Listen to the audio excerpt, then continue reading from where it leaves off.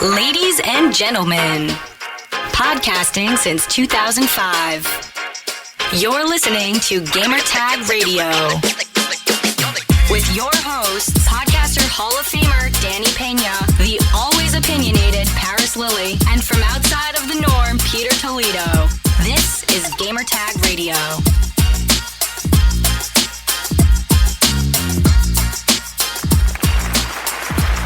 Hey, welcome to Gamertag Radio, episode 1005. This is your host, Danny, and I'm live here in Tulsa, Oklahoma. This is my first time coming over here, and thanks to GameStop, they invited me and others, other content creators and journalists. They wanted to give us a tour of their new concept store called GameStop 2.0. Also, there's another one of a retro store version. And my favorite, GameStop Social. We're going to talk about my experience over here. How was it? My thoughts about just the idea of the changes and everything for the retailer company. And also, I have an interview, which I know you already heard the first interview with Zach Shore. He's the head of innovation at GameStop. That was from the last episode. So if you missed that, make sure to go to episode 1004 and make sure to check that out. It's a really, really good interview. And this one, we were actually driving from Tulsa to another location. It was like a good 45-minute drive because the team wanted us to see the retro store because we were like, nah, man, we have to see it. We can't just leave and not go. Because originally, we were planning to go to another store and just check out like the new look and everything. But we're like, man, we already seen a couple other ones, but let's check out the retro. Look, I'm a retro guy, so all of us, we were super excited to see that one. So we went, and while we were driving, actually going to the store, I sat down with Frank Hamlin. He is the chief customer officer for GameStop, and we had a long conversation about just how the concept came about, the struggle, the good and the bad. We talked about everything. Also, you know, I brought up about next gen console. That's how that's going to hurt or help the company, and we talked about a lot of things. I think, you know, one thing that I realized after coming over here, you know, because I think it was like the day of that I was flying to Tulsa that I got to see a lot of the negative posts about the company. And look, man, let's be real. All retailers are going through a lot of struggle right now because of the changes, you know, digital media. Also, just people are they'd rather just buy something from home and not go to the store, you know. So, you know, I think it's good to talk to people that are just used to talk like, you know, regular journalists like Forbes and so on. So it was cool that I sat down with Frank and also Zach and this is the first time them actually talking to like a, you know, podcast, and it was a great conversation, I think, overall. So you, the listeners, please let me know your thoughts overall of just the conversation with both, and I'm really curious to hear your feedback about this, you know. So, but at the same time, once I was talking to Frank, and they give us a tour of all the stores, and you know, first night actually, Friday night, they took us to first dinner. We were eating and everything, and then we went to the GameStop Social. This one is also located here in Tulsa. That's the biggest store that I've seen so far out of all the GameStop stores, besides the 134th Street in New York City. But this one is really, really big. There's a 2-couch co-op where you could play any games. You could try it out, sit there with a friend, play like 4 players. I think that's awesome.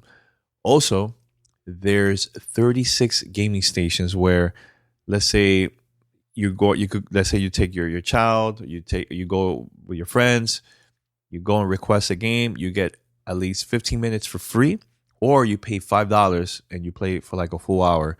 It could be any game because they have them all for PC, Xbox One, Nintendo Switch, PlayStation 4. So that was super cool. So when we got there, they had Fortnite Fridays. Every gaming station was completely full. Every single one of them. I think there was maybe one that a parent was just sitting next to his kid, but it was completely full. And I love that because forget about the company, forget about GameStop, and I always mention this every single time I do speaking engagements. Nothing beats face-to-face interaction with people. There's nothing that could beat that at all. I don't care how many times we play online. There's nothing. It's powerful to me. We're totally missing that nowadays.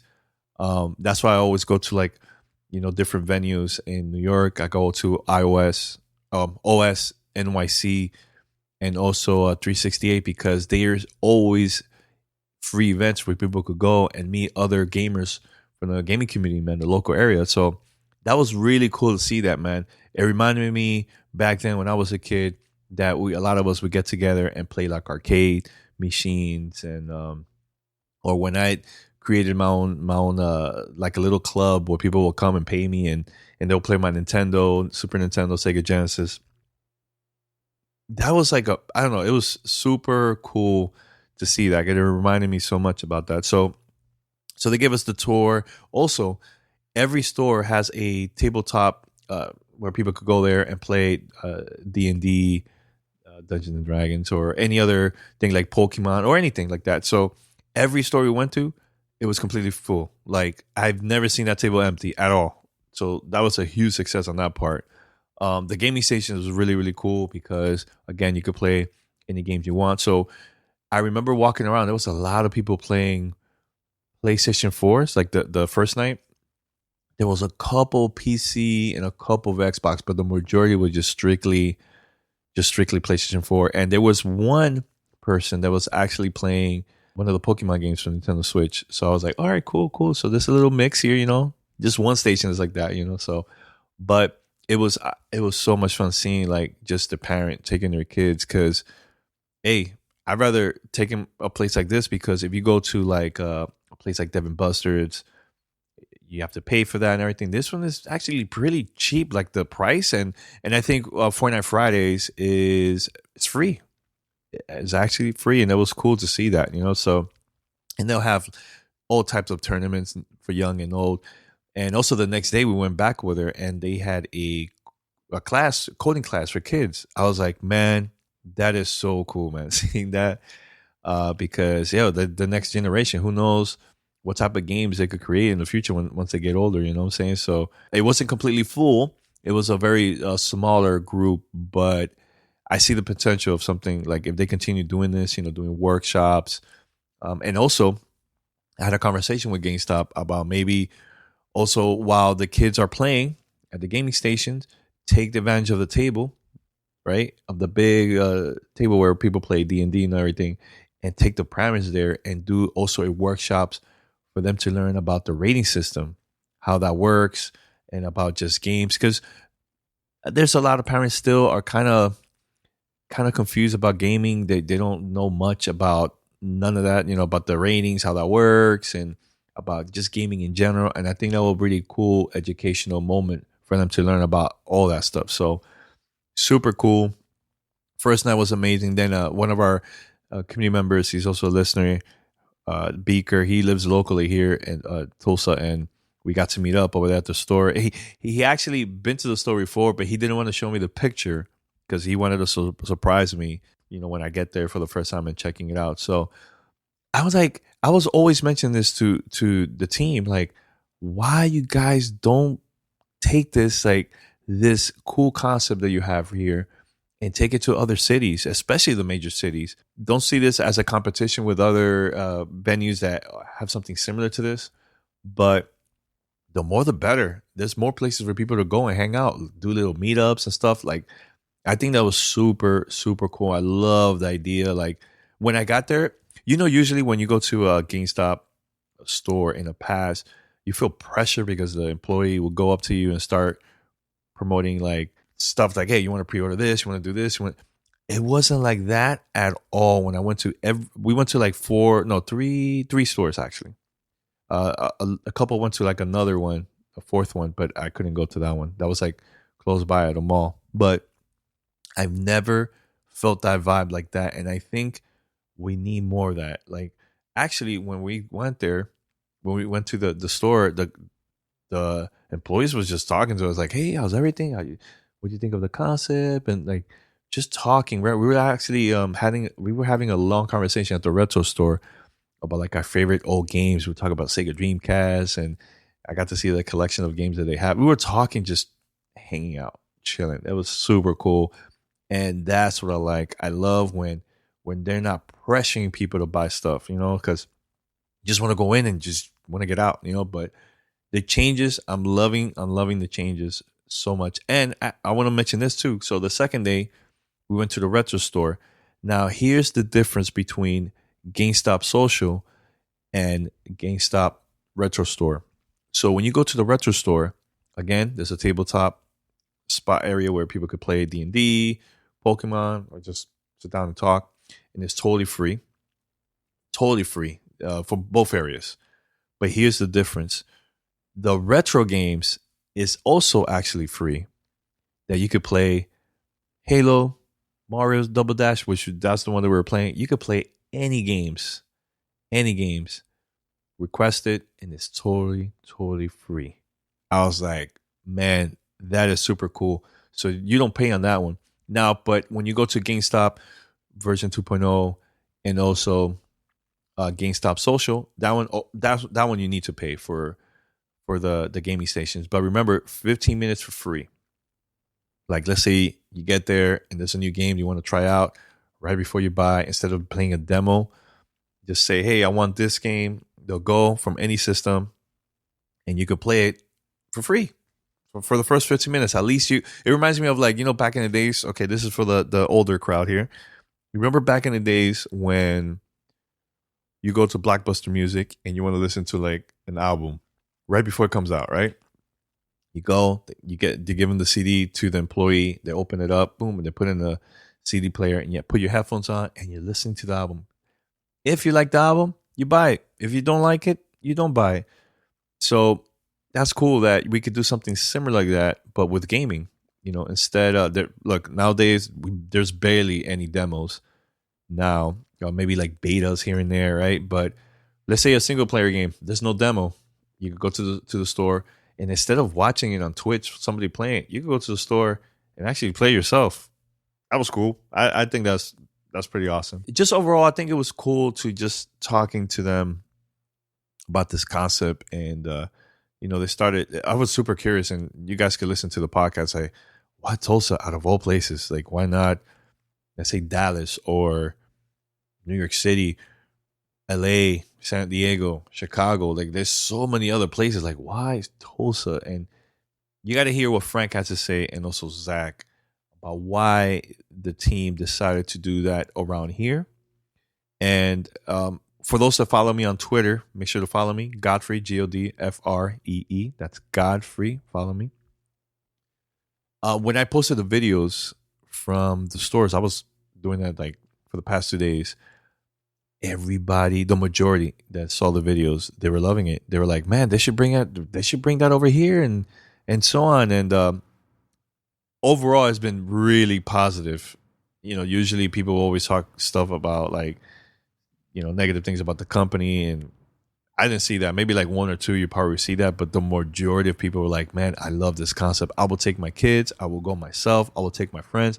Everybody was saying that.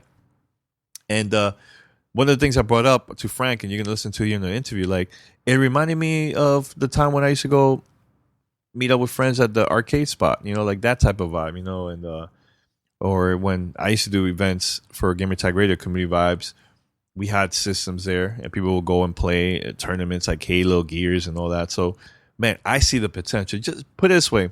Imagine Halo Infinite's coming out. You pre-order the game at the store, and you go to GameStop Social, because you hear right before midnight there's going to be a tournament, and you'll be part of the tournament, and whoever wins will get a free copy of the game. Imagine that. Like, that's something will be really, really cool. And the only people that could play are the ones that actually pre-order the game, at that store. See, things like that make sense, and it's super, super cool. I had a great time, and I'm really curious to see to hear like the the feedback from you, the listeners. Let me know what you think about the interviews. I think it was awesome. Very laid back. It wasn't like something like PR-ish at all. It was just a conversation.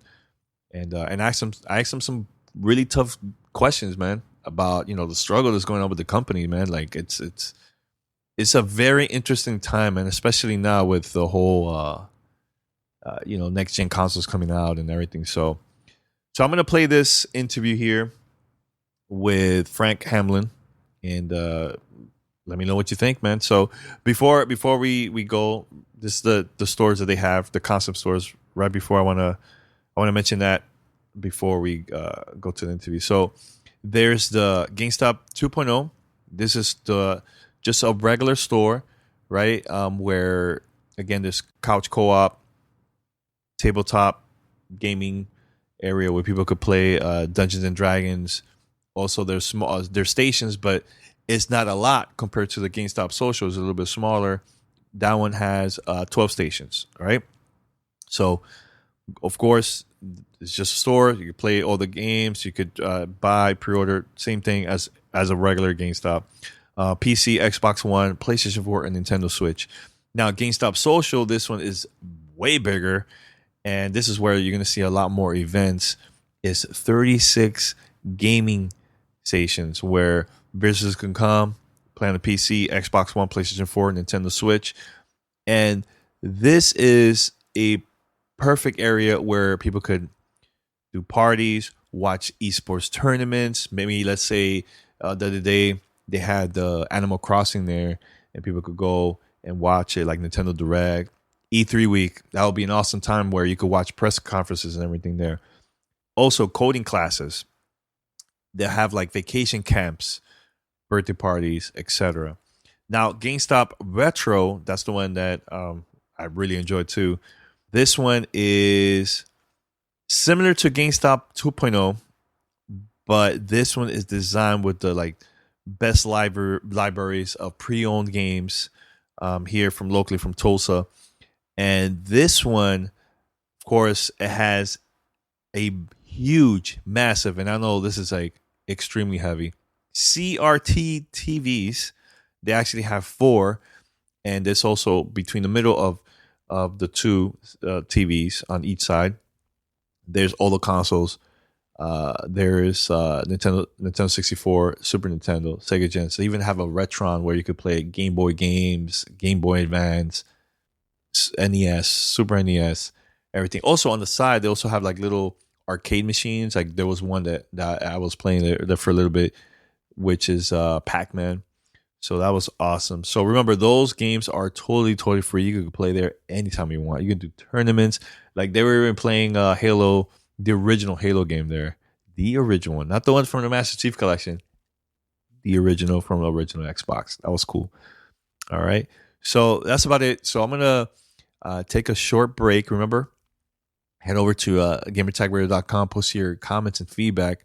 Please hit me up on Twitter. Let me know what you think. I'm curious to hear everybody's thoughts about this. Also, you could also contact us for fan mail, and here's how. Send us your feedback or questions. Give us a call at 786-273-7GTR. Email us at fanmail@gamertagradio.com or leave a message on speakpipe.com/gamertagradio.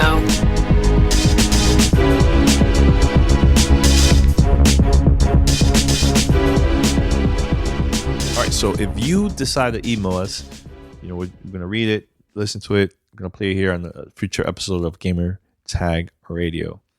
And we're going to take a short break. And once we come back, my interview, podcast exclusive with Frank Hamlin, the chief officer at GameStop. So we'll be right back after this. You're listening to Gamertag Radio. My name is Frank Hamlin, Chief Customer Officer for GameStop, based out of Grapevine, Texas. All right, so we're going to go back a few hours ago. The first time I met you, we ate breakfast at the hotel. Yeah. And one of the first things that you said was that you're not a gamer at first. Like, you were not into gaming stuff, but something changed your opinion about gaming that you're like, oh man, this is a whole different world, man? So let's start with that, man. Let's start with.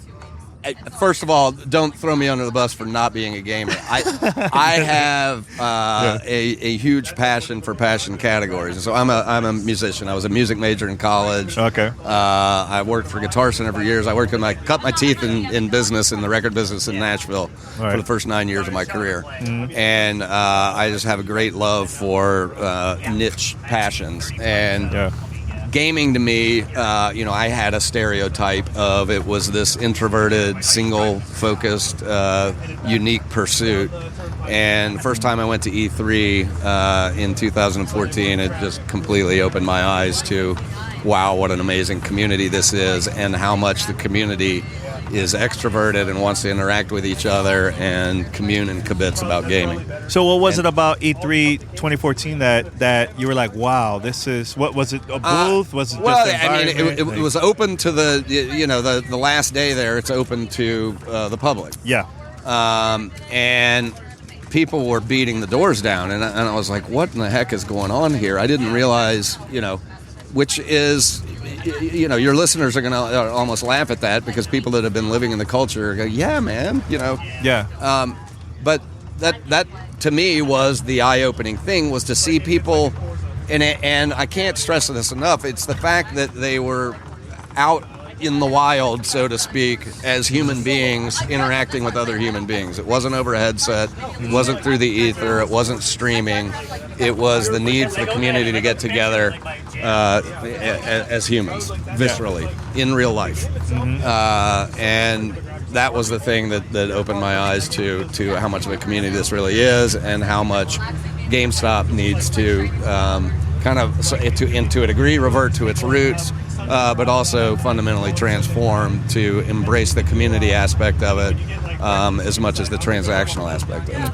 So retail nowadays it's been a struggle. Yeah. Especially GameStop been making some changes throughout the years. But I know you guys came up with this concept idea, which for me personally, I think is a really, really cool concept of GameStop version 2.0, retro store, social. Yep. How that whole idea came about, and why was it so important for the company to start making changes like that? Well. First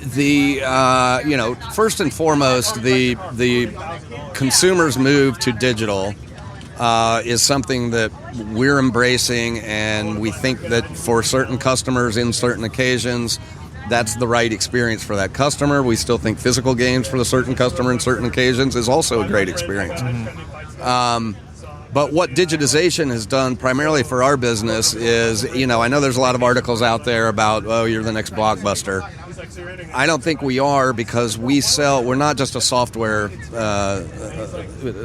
provisioner. We sell hardware, we sell accessories in droves, we sell collectibles, we sell used video games, etc. And the biggest problem that any physical bricks and mortar retailer has in this digitized world is getting people to leave their sofa and actually come to shop and experience the retail experience. And so that's the core problem that we were trying to solve. And then in terms of inspiration, the aforementioned E3 notion of people viscerally want to commune in this category. And we saw it in specs when, you had a big title launch at midnight. The community comes out and rallies around the game. But the question is, do they want to do that on a consistent basis? And, the metaphor that in my early days at GameStop 2014 that I was using is, if E3 is sort of the Vatican or Mecca, why isn't the local GameStop the local church or mosque? And that has been sort of the underlying metaphorical question that's opened up, how we're creating this experiment in Tulsa. The second is, a focus group of one, which is my youngest son, Henry, who is a very core Fortnite player. He's got a buddy who's making good money playing in tournaments, doing it, and just observing the behavior of that was, I would see Henry and his buddies come over to the house. They might play basketball for a little bit, go into the kitchen, make a mess of the kitchen, and then head to the playroom, and everybody would sit around the PS4 and play Fortnite. And you could set your watch to within 35 or 40 minutes, he would come back to the kitchen and say, Dad or Mom, can you take Johnny, Jimmy, and Billy home? We want to go home and play Fortnite together. Yeah.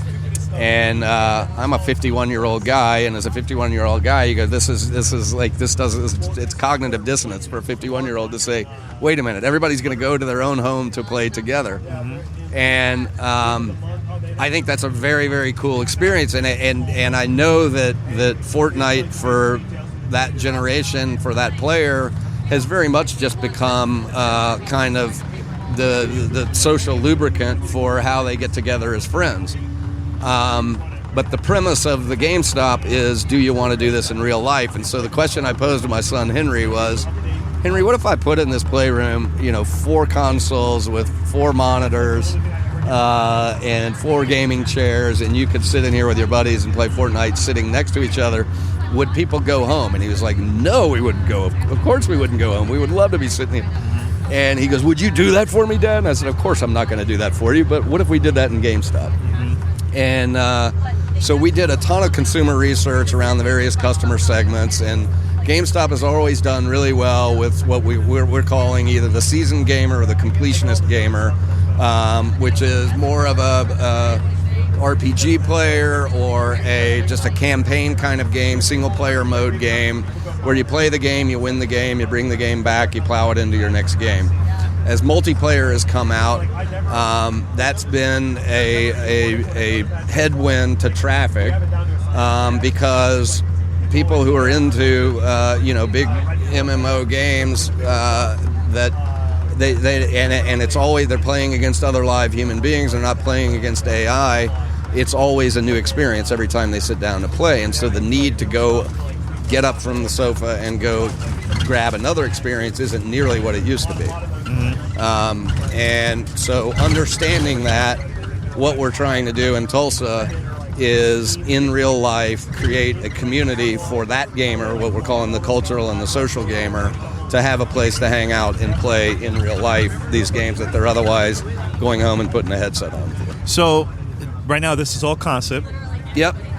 Is this something that you, based on the feedback so far, that because I've been asking people that are in the store either playing or just visiting, everybody so far has been positive. Like they love just getting together with their friends or just showing up to see, like let's say last night was Fortnite Friday, stuff like that. So it's not 100%, right? But are we going to see this in the future at other stores, like maybe in the bigger cities too? No? You will definitely see pieces of this in other stores, and you may see this in other stores. It is the metaphor I use for this is we're just barely out of the gate, and it's the baby is just now eating solid food, and everybody wants to know where they're going to college. What are they going to be when they grow up? And it's a biological metaphor. Is we need to see how the thing grows and how people interact with it to understand what's the real magic from a consumer-centric, gamer-centric perspective that is the thing that they want. And we built these stores to be very modular so that we can shuck and jive according to what the customer tells us is where the opportunity is. I think we'll run this for certainly this year and gather all of those learnings, measure the investments that we've made relative to where the gamer is willing to give us opportunity, and then decide from that what is the next format that we could roll out from this.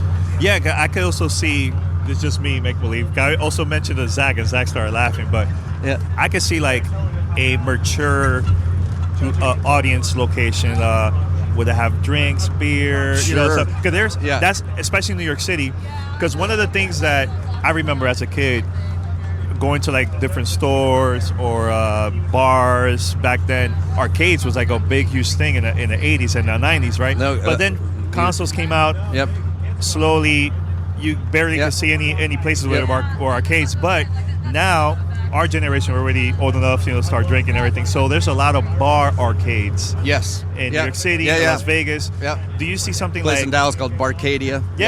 But I can see something like that for you guys too, yo. So we have a laundry list of potential innovations, those kind of things we're looking at. Should we be in the marketplace business? There's all sorts of various ways for us to continue to experiment. Yeah. But at our roots, if you look at just strategically, you got to think about what is your core business, who is your core customer, what are you actually good at relative to everything else in the ecosystem. And fundamentally, we are very good at hyper-local places that are staffed by people that are players too. And they're just extremely passionate gamers. They self-select to come work at GameStop because they have the same passion that our customers do. And so strategically, when you look at that, it becomes just the most obvious thing that requires the least amount of us stretching into areas where we may or may not have competence, is to just harvest the customer traffic patterns that we already have, harvest the locations that we already have, which can be gaming spaces, and utilize the already talented and wonderful experts that we have in our store associates, and create an experience on top of a transactional retail notion. So. See, like I also mentioned this to Zach during the last interview I had with him, is two memories I always remember is when I went to the store, GameStop 34th Street, when I bought a Sega Dreamcast at midnight, and the other one was the launch of Halo 2 at the store.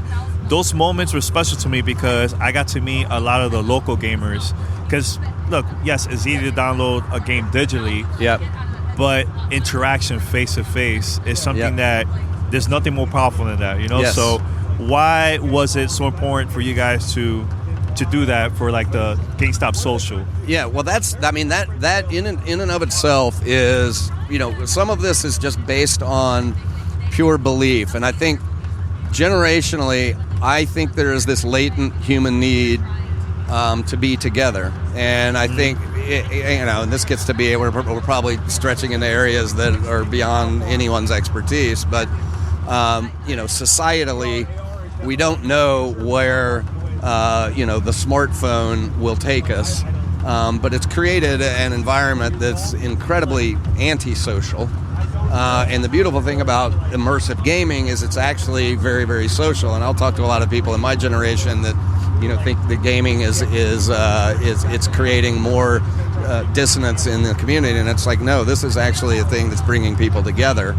And we're just trying to take that one step further, which is let's get together in real life again. Because I think the world would be a better place if we could all sit around a D&D table and talk through the world's problems, or sit next to each other, while we're playing Fortnite and look each other in the eye and say, that was a good kill, or say, talk about something else. So, I mean, is this something that you see that's going to help people, help the company get more sales, like at the store, or what is the goal? I mean, at the end of that, we're a publicly traded company. I mean, the goal is to thrive on behalf of our three core stakeholders, which is our employees, our customers, and our shareholders. And I think business frequently gets it wrong, where they put the interest of the shareholder. We exist for the interest of the shareholder, but that's an output. It's not an input. And the inputs are treating your employees respectfully in a manner that is natural to them to create that retail environment. If you allow them to do that, they will create an experience for our customer where the customer becomes delighted. A delighted customer is willing, and the notion of customer, just by definition, is someone who is willing to transact with a business because the business is providing value commensurate with the money that they're laying out for it.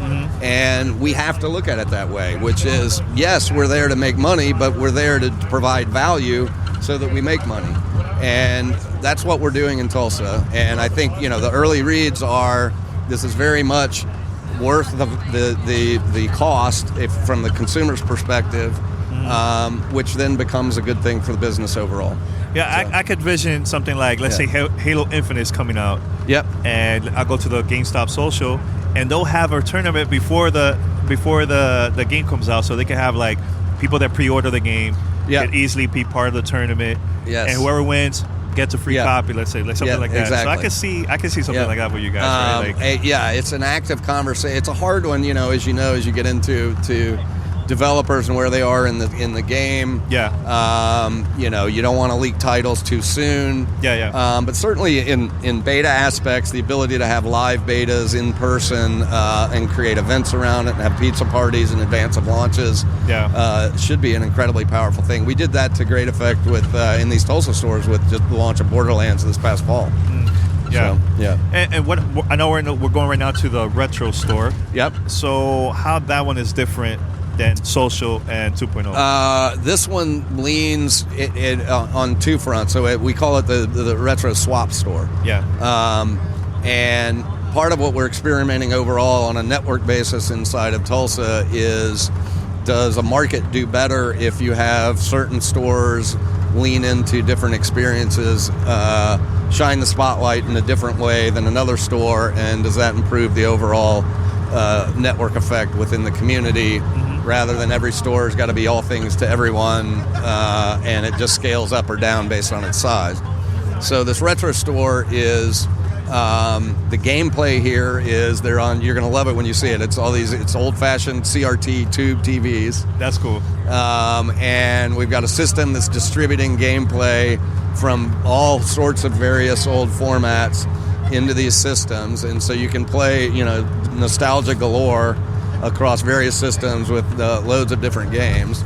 And then from a transactional standpoint, I mean, you'll see it's got a lot of the design constructs that we were using in the 2.0 and the social store. It's got a spaciousness, it's video first, so there's not nearly as much signage. But this one leans heavily into used and retro video games. And so it becomes a bit more of a kind of treasure hunt, flea market kind of store for the customer that's into that kind of thing.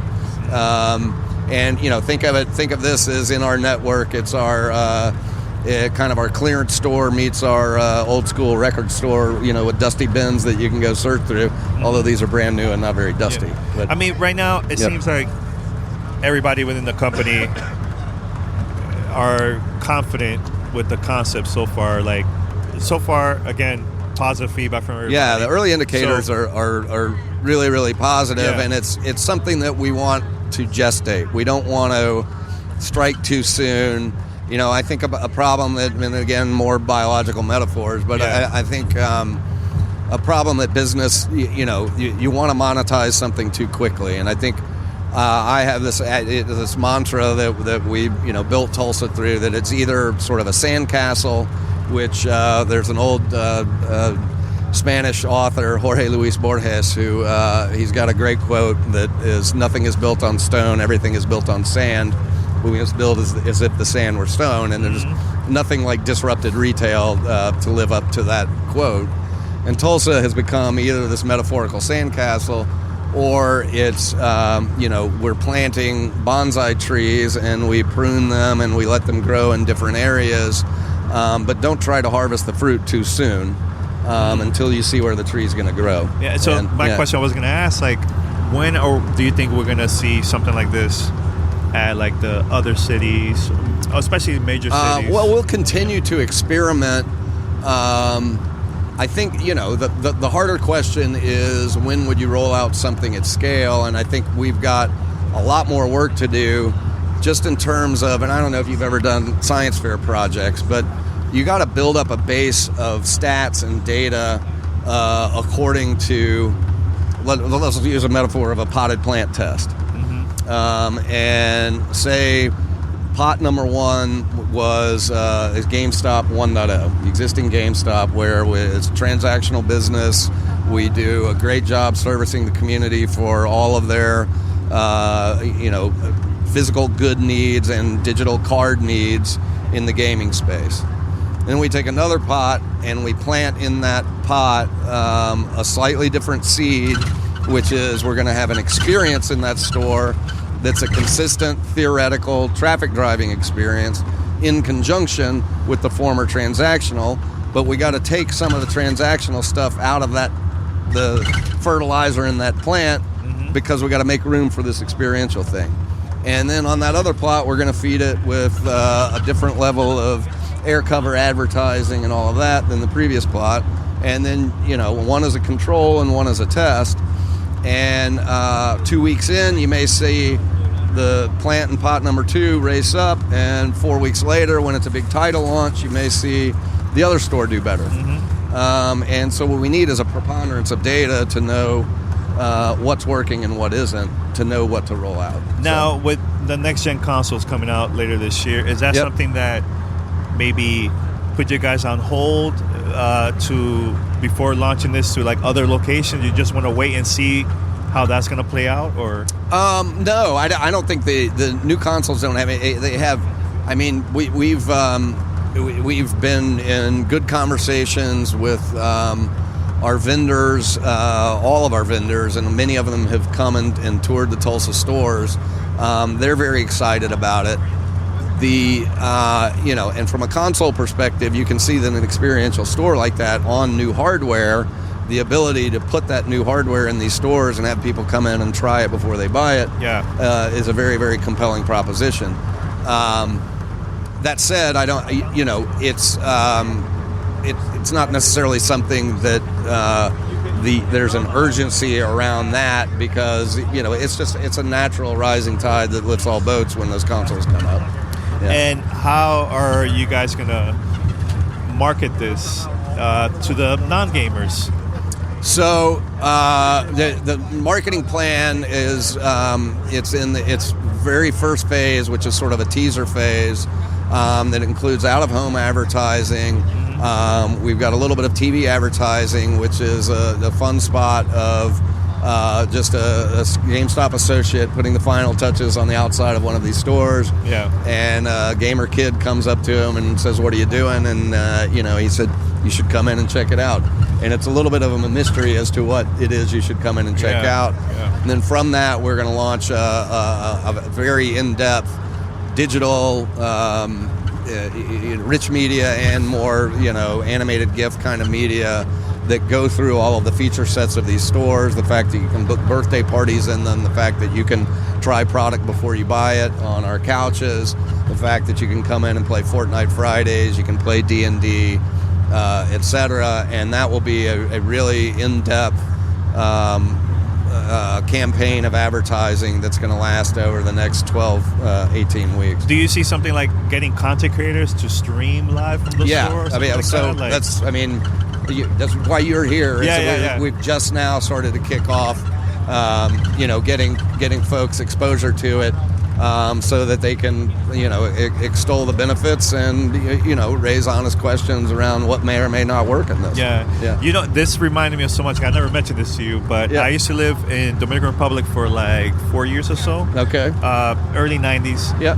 And I've always been a gamer, but I always wanted to start a business since a kid with gaming. I just didn't know how.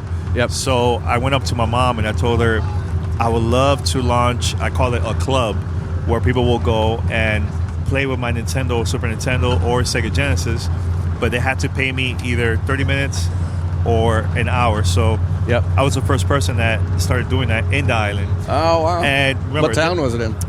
This town called San Francisco de Macorís. It's like the third biggest city in Dominican Republic. Okay. So at that time, there was no internet.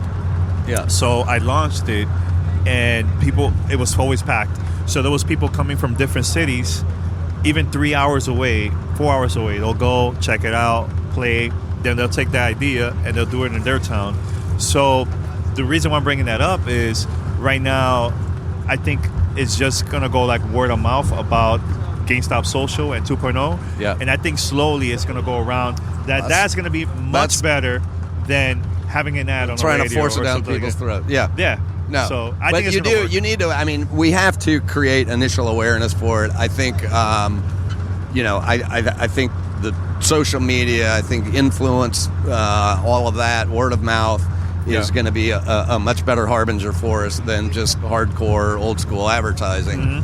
But there is just a raw level of awareness that people you kind of need to prime the pump and get people aware that something has changed, and then we'll let the community react to it. Oh, like the retro store. Do you see something like doing tournaments from like old school games? I tell you, our generation will definitely will eat that up, and we'll go and play like, let's say a game like Halo 2, or let's even take it even back from like Tetris or Donkey Kong. Well, but some of those old games, as you know, you could have 4 players on the same screen. Yeah. And so, like our couches in these new stores, it's just so funny because the games are so data intensive. I think the developers had gone away from couch co-op, and and that's something people love to do. And so on these couches, we can split the screen into 4 components, and you can play on your preferred platform, and you can play sitting right next to each other as if the game were designed that way. My last question: what do you think has I know this has been a crazy experience doing this, working on this with the company. What's something that you have learned during the process of working this? Boy, we've learned a ton. I was going to say. The tendency to pave sidewalks before where you see where people walk is sometimes a mistake. And and so that's what we're attempting to do here. Is we're working off a construct, a premise that we call minimum viable product, which is what's the least amount of investment that we can make to create a compelling, desirable product in the store, so that we can learn from it, but not overbuild it such that it's immovable and you paid a lot of money for a mistake. And I would say that the biggest learning is letting yourself learn. It's become a cliche these days of fail fast and learn fast and then scale quickly on something that is working. But in a large organization like ours, that's typically something that it's patience is the big learning. But one thing that I noticed is that you guys are really passionate and excited about this. Yeah. Just talking to you guys, like, while we're eating or drinking, just behind the scenes, you guys are very excited about this. Yeah. So, well, I mean, we really believe that this could be a movement. The land lounges has existed for a very, very long time, but it's been a very core gamer notion, and there's very much a place for that. The unanswered question is, will the community come out of their homes and come play together? And there's loads of places they can do it. GameStop will not be the only place they can do it, but I think we're going to see a social shift in the way people enjoy games together. Just want to be a part of it. Yeah. You don't see like competing with other locations or anything like that. I don't view it as. I think the more it becomes a thing, the better for everybody. Yeah. And we went to Korea to study Korea. I've read some statistics that the PC bangs there, and there's 10,000 of them in Korea. Wow. There's a massive cultural difference, which I'll get into in just a sec, but they're 30% of the overall revenue pie of gaming in Korea is just the in-sight, sitting next to each other in a LAN lounge, playing games together.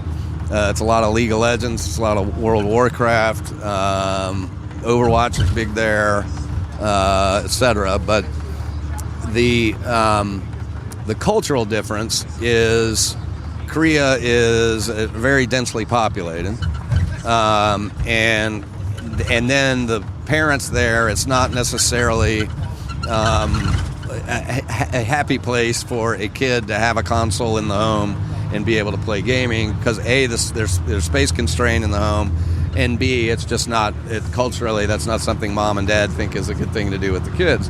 So the way the kids get their gaming in is they go to these places. Here in the U.S., a lot of people have devoted a lot of space inside their home to gaming, and so and that's the risk that we're taking. That's the question mark on this experiential innovation notion. There's other innovation notions that we can try. I think this one's the most core to who we are, because it's our existing footprint, as I stated earlier, our existing customer base, and our existing associates.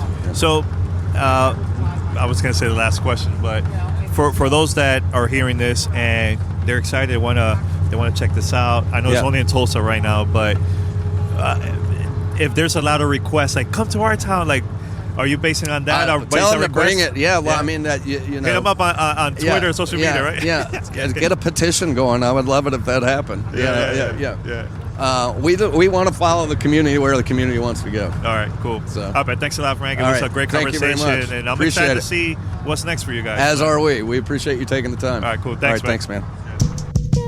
This is Gamertag Radio. Voicemail at 786-2737-GTR. So that was my interview with Frank. Thank you to Frank and the whole PR team, everybody, Zach that we met. Super cool crew. And, thank you for an invitation. Honestly, like I had no idea what was going to happen when I was planning to come over here. I was just curious. I was like, all right, I have a new store. We never covered this before. This is something cool and different. Let's do it. So that's why I came. And, we always hear conversation about our listeners talking about, buying games at GameStop, the good, the bad, etc. So that's why I did that. So it was really, really cool. So yes, we're going to be back here Sunday, another brand new episode of Gamertag Radio. Actually, Monday. Sunday is the live stream on Twitch. My bad. So you could go to twitch.tv/Gamertag Radio if you want to watch it live. But that's about it. I'm going to be out, and pretty soon I'm actually going to Orlando. I have to speak over there. I'm planning to be there from March 5th through the 8th. So if there's anybody that lives in the Orlando area or they're close to the Orlando area, please let me know. I'm going to be there speaking at Podfest. There's actually little conferences that is also going to be part of Podfest. So the two that I'm going to be talking at is the Cinema Voice. That one is all strictly about voice acting, voiceovers, also about podcasting, how I started, doing live reads and commercials from like 2001. I have like exclusive audio that I've never played this before. So from like 01, and slowly I showed everybody my promos from the past, from like Community Vibes, from Panasonic, Viera. I did an ad for that and everything. So it's really cool. Can't wait to show that. And of course, I'm going to be talking about GTR, how it is now and everything. So, and also there's another event called Sports PodCon. That one, I'm going to be talking about how I started covering esports from like back in 2005 to now. And I'm also going to mention a little bit of the history of like me watching movies or seeing events locally in New York that has to do something like with tournaments. And it's not esports, but kind of like similar and something that it was like that back then, pro gaming and everything. So talk about MLG, Halo 2, everything. So Smash. So that's going to be a pretty cool event. So if you're planning to go, if you're going to be there, would like to meet up, please hit me up.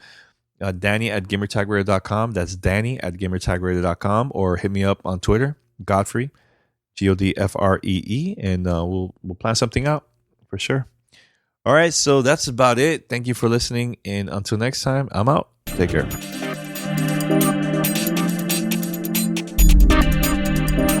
Thanks for listening to Gamertag Radio. Be sure to like us on Facebook and follow us on Twitter.